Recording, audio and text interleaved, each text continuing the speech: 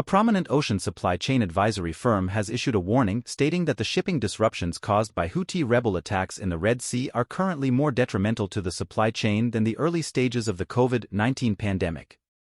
According to Sea Intelligence analysis of current vessel delays compared to historical delays, the longer transit around the Cape of Good Hope as vessels divert from the Red Sea is exerting a more pronounced impact on vessels available for container pickups at ports than during the initial stages of the pandemic. This impact on vessel availability is measured in the industry as vessel capacity. Alan Murphy, CEO of Sea Intelligence, noted that the drop in vessel capacity is the second largest in recent years, with the Red Sea crisis being the most significant single event, surpassing even the early pandemic impact. The only event with a more substantial impact was the Ever Given incident in the Suez Canal in March 2021. Sea Intelligence differentiated between two phases of the pandemic, highlighting a key difference in vessel capacity between then and now. During the pandemic, vessels were operating at maximum capacity due to unprecedented demand, whereas currently, the maritime industry has new vessels available for deployment. This difference allows for a potential correction in vessel availability and an increase in certainty in vessel schedules if additional vessels are deployed. Approximately 10% of the world's fleet is estimated to be currently inactive, according to Sea Intelligence. The advisory firm, along with other maritime experts, suggests that deploying additional vessels could help address the imbalance in vessel availability caused by diversions around the Cape of Good Hope. Alan Murphy anticipates that ocean carriers will add vessels to their rotation post the Chinese New Year, emphasizing the collective interest in finding a solution akin to the Suez Canal incident. The Red Sea crisis is expected to impact supply chain capacity, potentially reversing the excess capacity observed after the waning of the COVID boom when the freight industry entered a significant recession.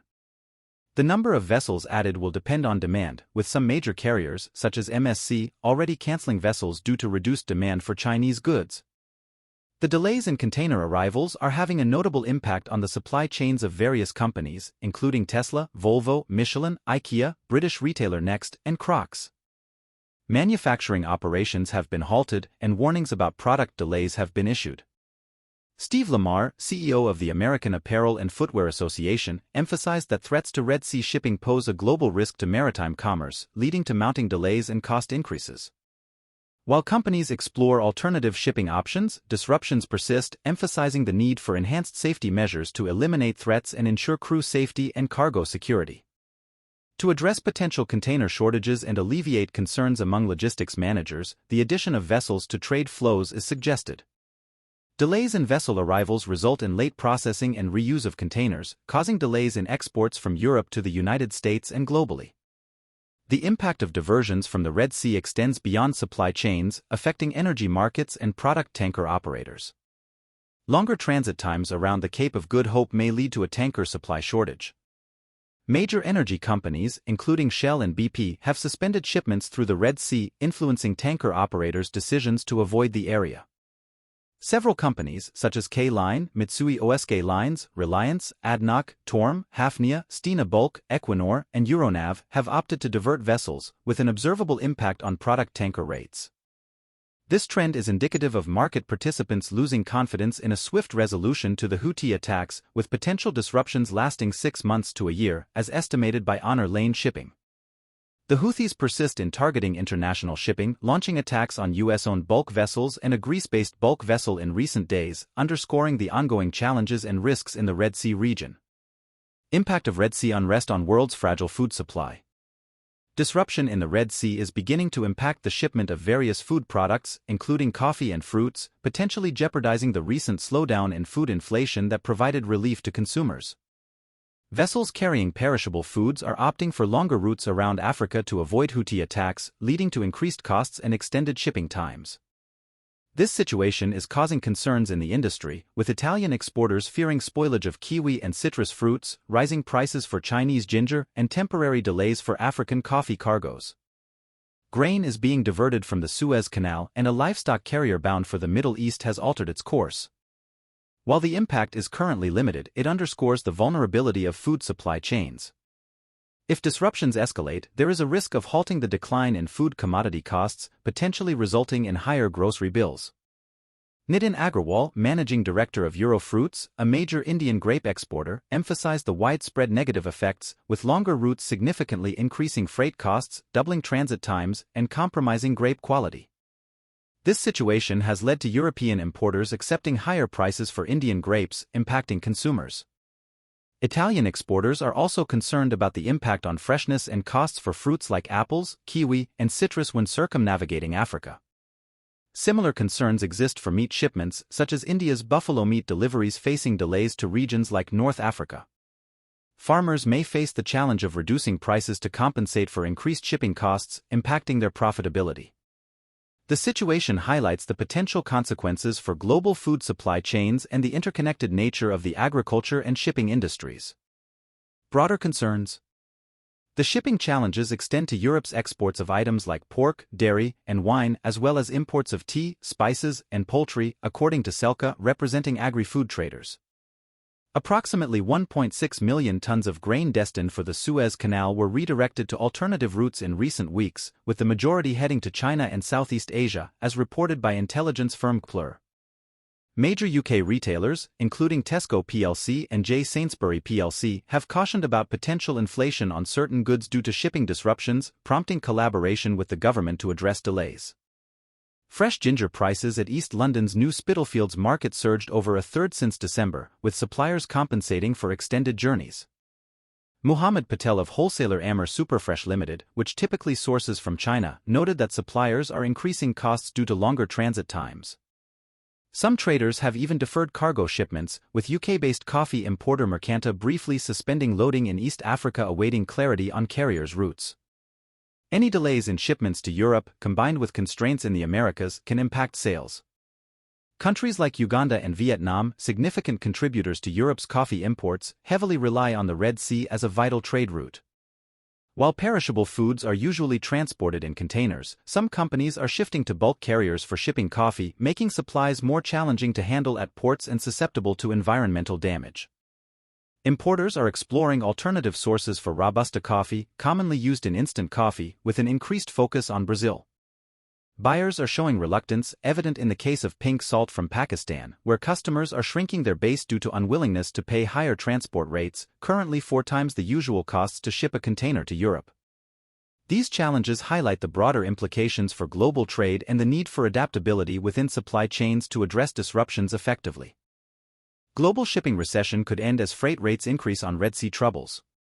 Ships traversing the Red Sea have encountered attacks from Houthi rebels based in Yemen in recent weeks, prompting shipping companies to alter routes, resulting in a surge in freight rates.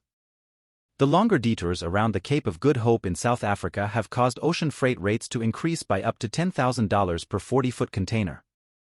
Container ships have redirected over $200 billion worth of goods away from the Red Sea to avoid Houthi strikes.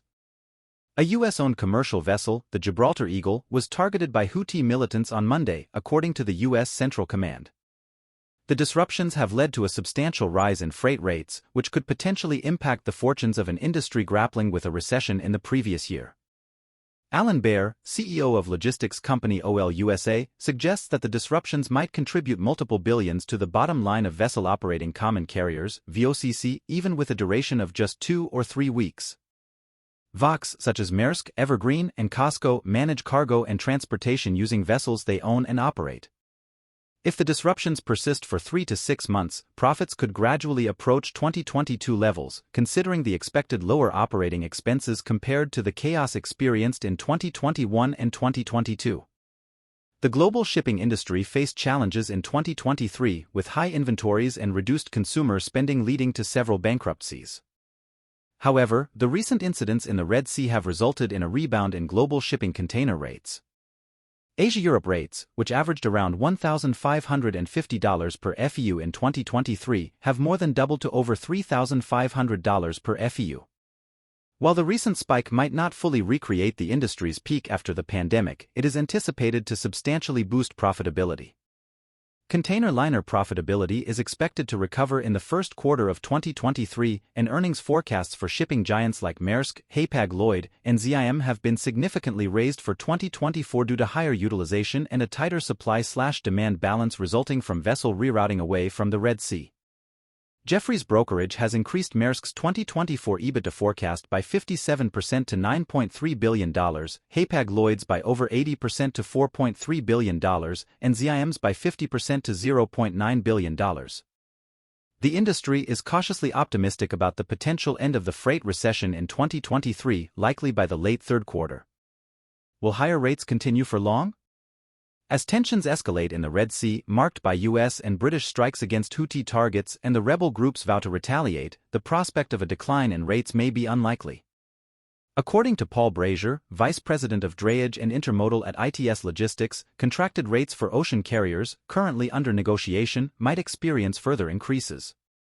Typically established between January and March each year, these rates remain fixed for the entire calendar year.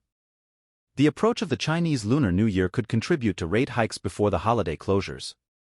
The holiday typically prompts increased exports from Asia as businesses strive to move more freight ahead of the temporary shutdown in the region. While some industry analysts, like LSEG's lead shipping analyst Amrit Singh, anticipate that the higher rates could boost companies' profits, the duration of the disruptions remains a critical factor. Singh suggests that involvement from multinational navies, including the U.S. Navy, may deter further attacks on ships, leading to a correction in freight rates. The U.S. launched Operation Prosperity Guardian in December, a multinational maritime force aimed at safeguarding trade in the vital waterway. The oversupply of containers also presents a challenge. Container lines aggressively acquired vessels after recording substantial profits following the pandemic, resulting in overcapacity in the container market. Dae-Jean Lee, global head of research at FurtaStream, highlights the difficulty in managing the oversupply issue in container freight. Despite the disruption in the Red Sea being characterized as worse than the Ever Given incident, it is not deemed as severe as the global disruptions during the COVID-19 pandemic, according to Rahul Kapoor, global head of shipping analytics and research at S&P Global. The ongoing developments in the Red Sea are aiding carriers in absorbing excess capacity in the container market, given the soft demand for shipping.